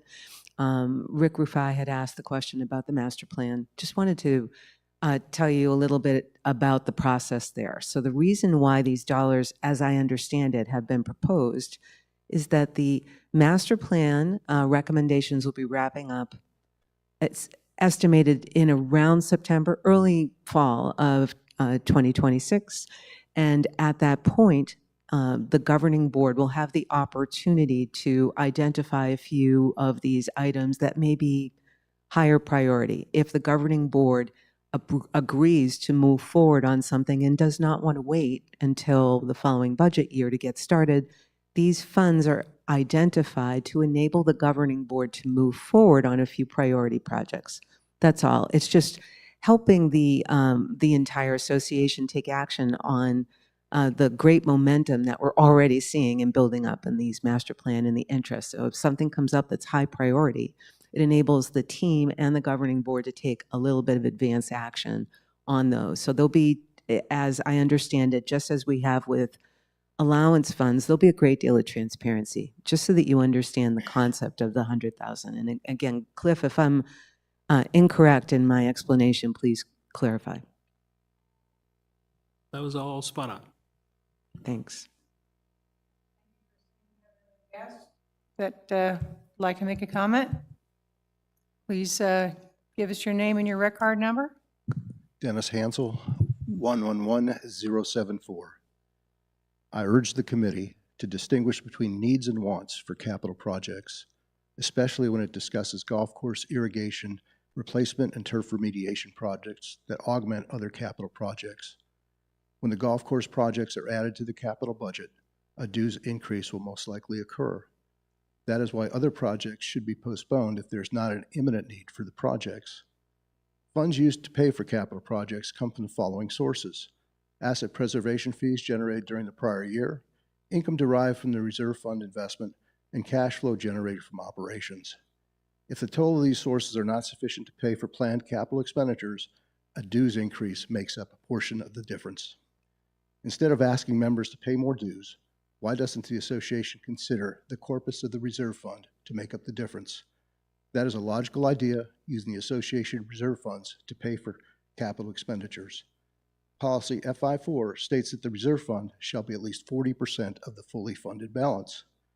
This policy is intended to ensure there will be sufficient funds to cover future capital repairs and replacements. By requiring the reserve fund to maintain such a significant balance, funds in the reserve account will more than likely never be used. If policy FI4 was amended from a mandate to just a goal to maintain the 40% fully funded balance, the association will have more flexibility in spending funds from the reserve fund. The change will allow the association to go below the 40% threshold in years where capital needs exceed the annual sources of income for capital expenditures. Under these circumstances, there will not be a routine need to ask members for a dues increase to cover capital expenditures for upcoming year. An additional issue is whether member dues should be considered for capital expenditures as opposed to one-time assessments.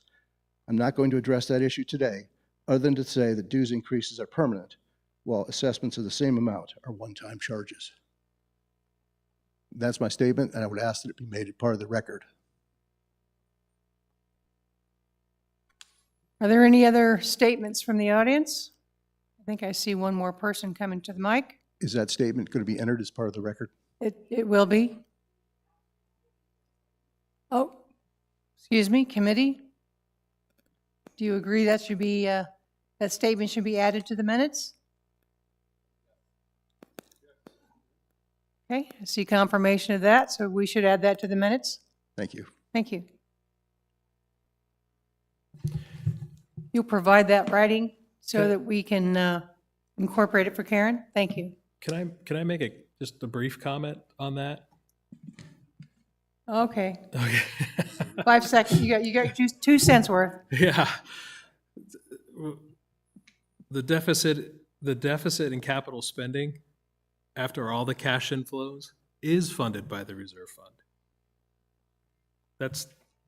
That's how it's funded.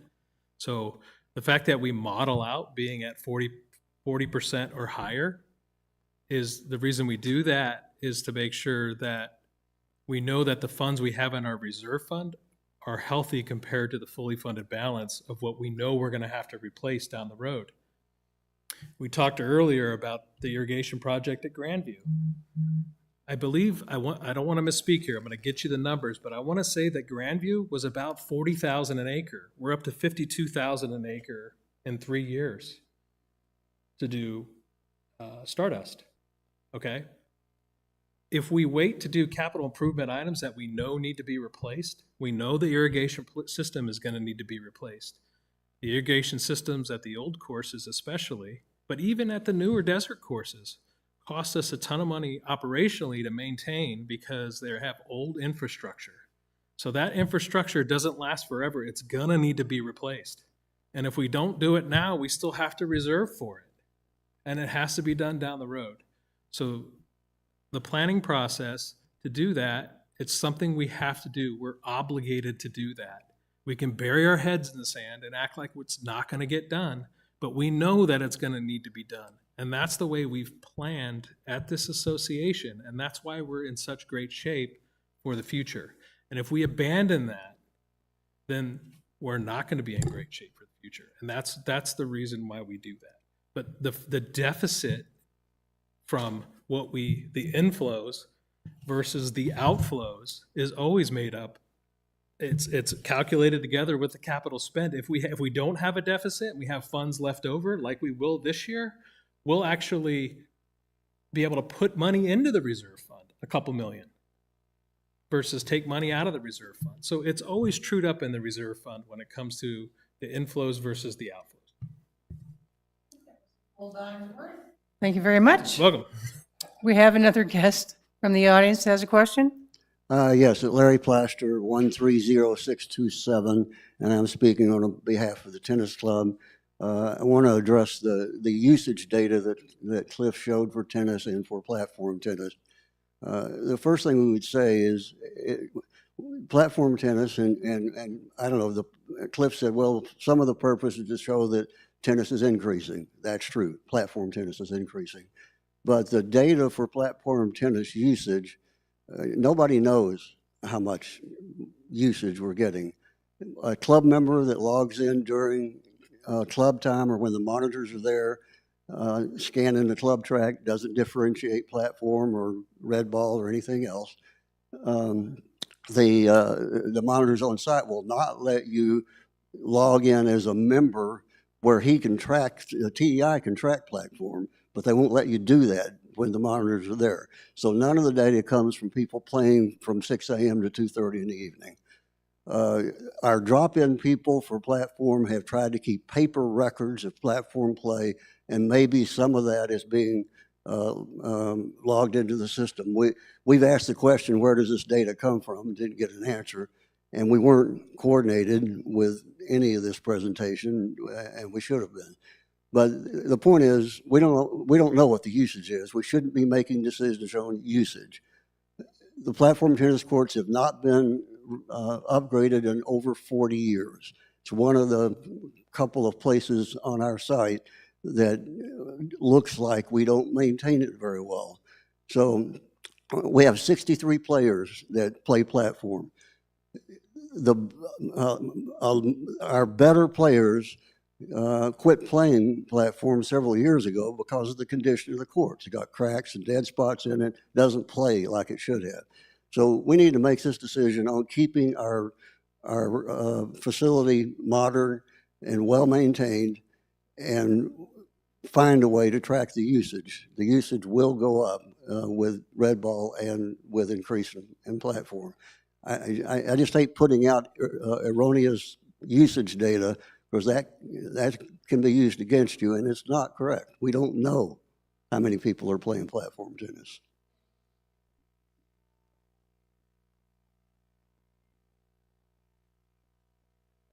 Any questions or comments from the committee? I just have one last question. It's regarding the furniture at the library.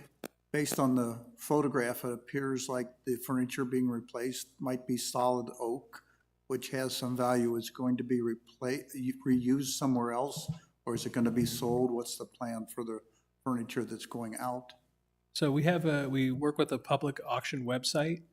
It's called Public Surplus.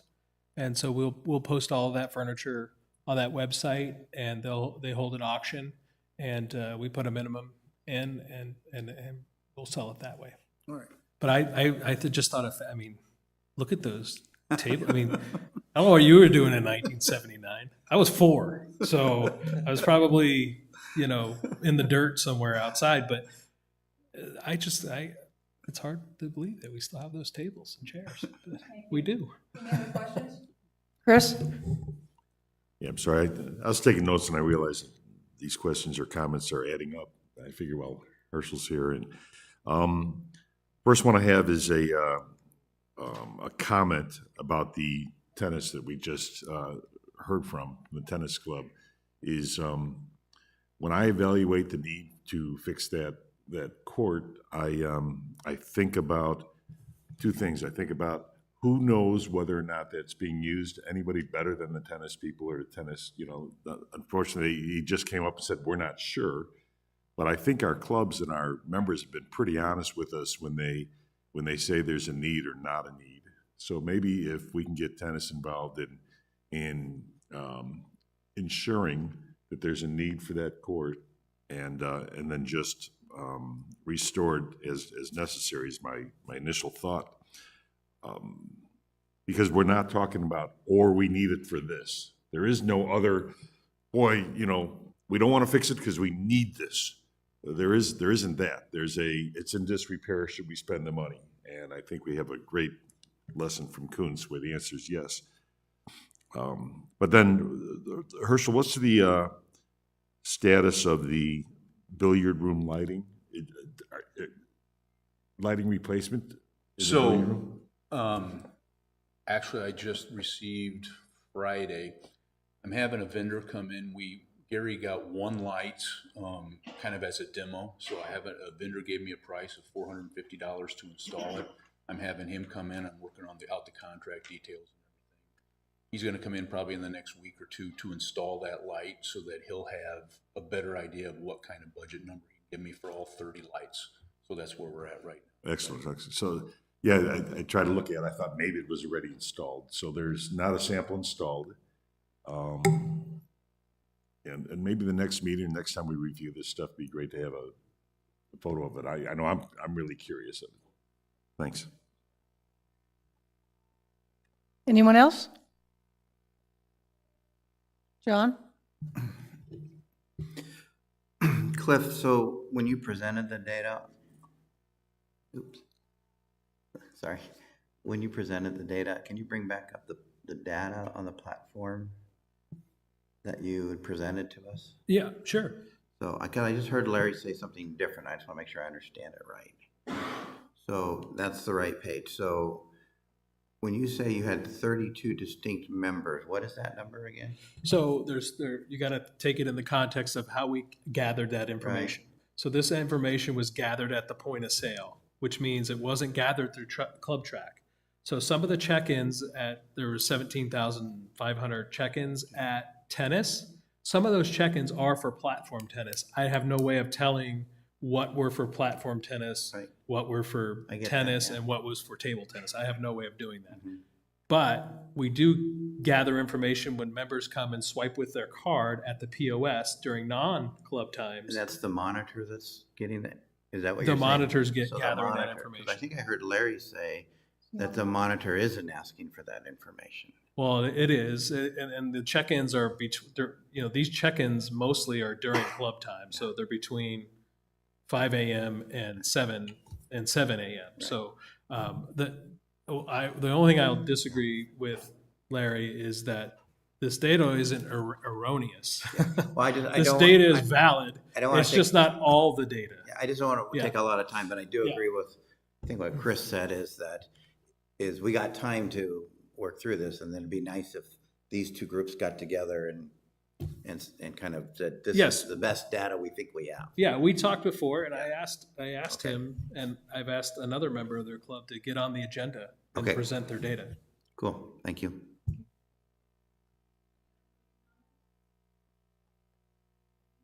Are these final comments?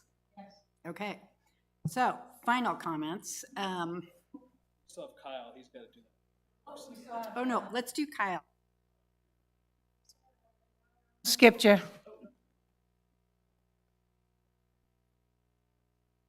A little bit more insight of what our plan is for the websites.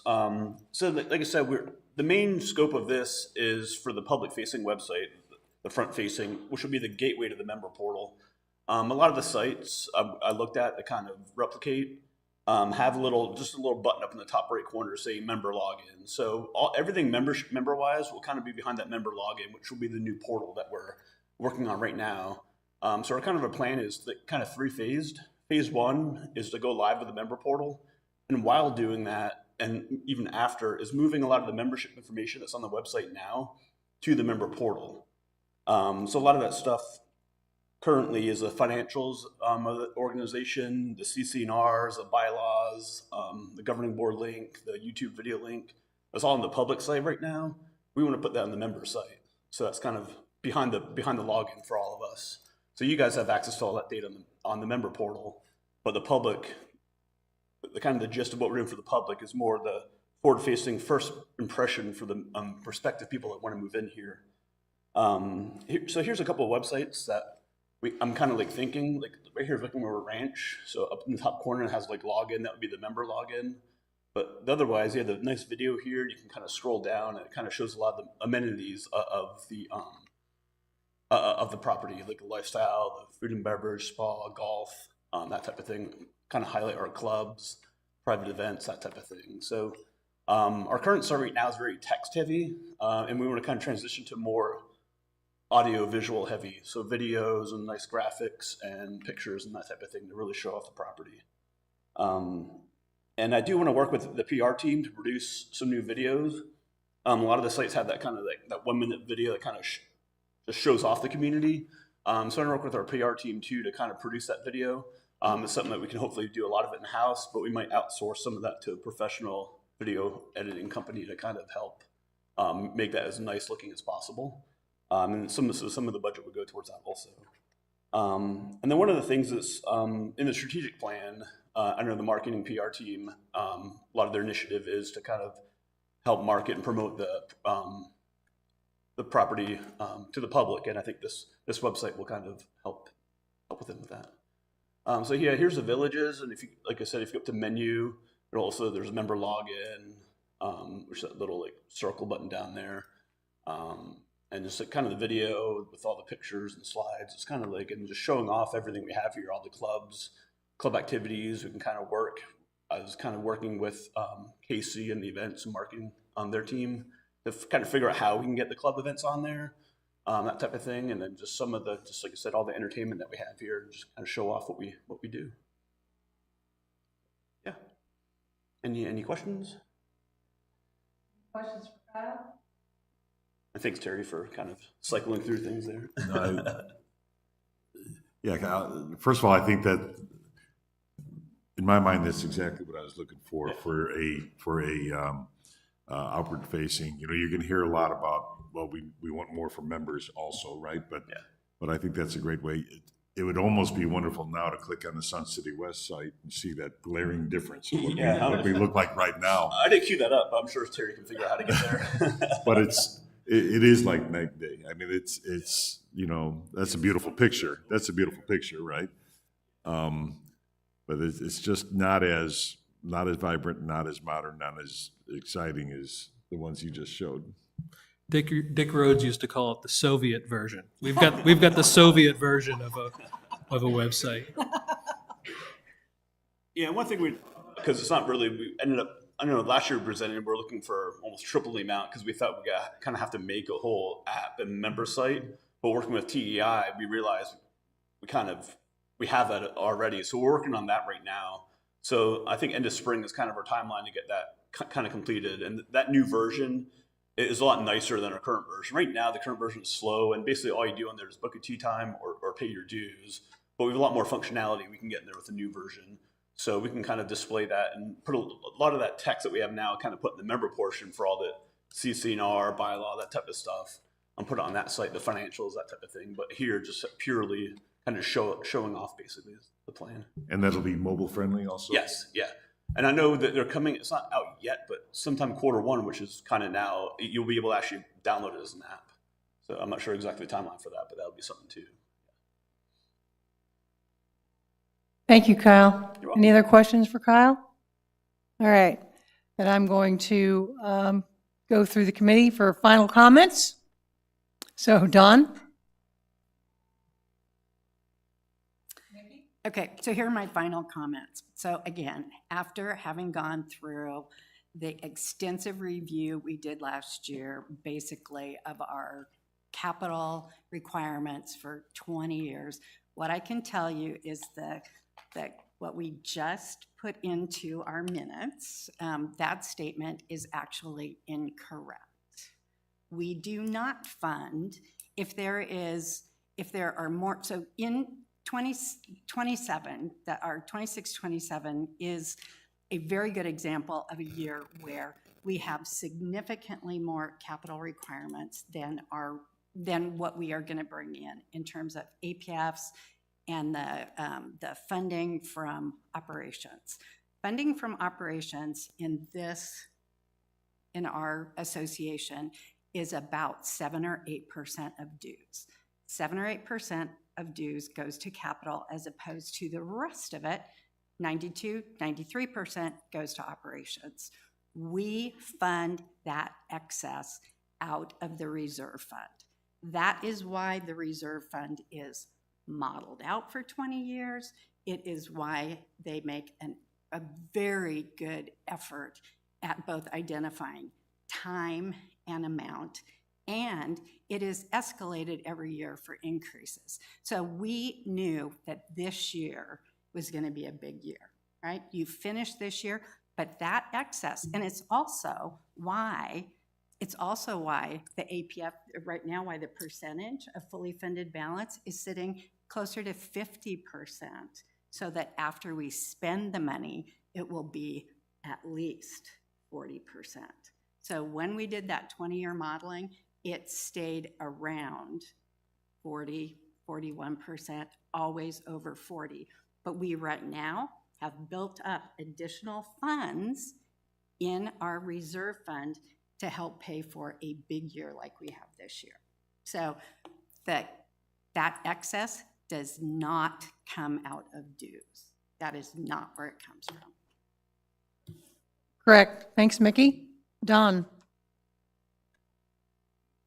Don? Yeah, I just have one comment. I just want to say 6.9% is a phenomenal number given 120% loss ratio. So well done, Cliff. Thank you. Chris? Yeah, I've got two comments. One is still about the TIF-TUF-TURF. You know, we're going to be asked whether or not we are in favor of doing that at Stardust. And right now, I just have an uneasy feeling about it. I have homework. I'm going to go visit courses that have it, has had it for years, and make sure that, you know, me personally feel comfortable with it. But I think that our small sample that we have, I'm not comfortable with. I did go to a course in Sun City, which I believe has it, that I wasn't impressed at all. But if the Grand has it, I'll go over to the Grand and take a look at it, because our fairways are beautiful. And I understand everything about the TIF-TUF, why it's so advantageous for us to do it. I just want to like it as much as I can. So I'll take that as my homework. Second one, we had a owner member discuss want versus needs and threw in their dues. And, you know, to me, we need to do what we need to do, but I'd like to do what we want to do, you know, and that are some of what we want to do. And that still, you know, may result in a raise of dues. It just the cost of things doesn't result in a raise of dues. But I kind of want, you know, people to realize that if we want to evolve and you know, advance and grow, it may cost us a little more money. So that's kind of like my mindset of it, without being, you know, wasteful of any money. Thank you. Dave? No comments. Thank you. Second day. I just wanted to echo the same thing. I thought you all did a great job on the cost for health insurance. That's 6.9% is really commendable. I would like to just predict that in the next year to the next 18 months, having worked in healthcare and having seen what's going on, I think that the demands of the employer is going to be more on data-driven information. And that's going to be de-identified patient information that will help us as an organization understand where our dollars are being spent and how we can tweak things in a certain way. That's legislation that's being proposed in Washington and other places. So I would say in the next 18 months, I would anticipate there's going to be a lot more work to be done on the cost of healthcare, simply because everyone's beginning to realize that the maintenance of the current cost of healthcare is increasing so dramatically that there's going to have to be some trajectory changes, and be prepared for that. But I wanted to commend you because I think the 6.9% was really very good. Yeah, and I don't want to take full credit for that. We have an HR department, Kirsten and her team, really worked hard with our broker, Marsh McLennan, and Marsh has really stepped up and done a great job for us. So we're really happy with them as well. But thank you. Rick? I just have a couple quick comments. Number one, I agree with Chris on the TIF turf. I played yesterday, and if you look at that fairway compared to the other 17 fairways that are there, it's nowhere close from an aesthetic standpoint and from a playing standpoint. So I think we should do some more research or let it grow.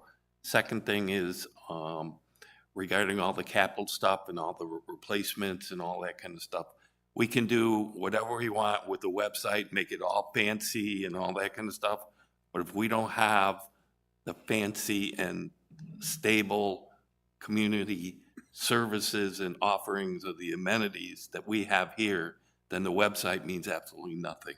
So we have to invest into the infrastructure of this community, or it won't be here. Okay, I don't care what you do with the website, but we won't be here because the infrastructure doesn't bring people in to support it. So that's just my comment.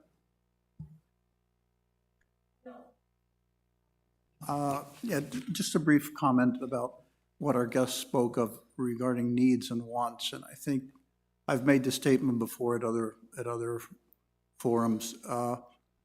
When we buy something new, other than a repair from the reserve fund, it always costs you $2 for every one spent, because the dollar you took out of the reserve fund has to be put back, and you have to put the other dollar back in for the future. So when you buy new capital, when you add new assets, if you take it out of the reserve fund, if someone else hasn't paid for it, it costs you twice. I don't think he said that in his explanation, but I think that was in the back of his mind. He was talking about repairs. When you're replacing something that's in there, that's different. You're just going to replace it again. But the other expenditure is really $2 for one spent. Thank you. Any comments, Cliff? Unless you're replacing something old with new, but yes. So like we do enhancements to facilities. So if there's usually a reserve component to that.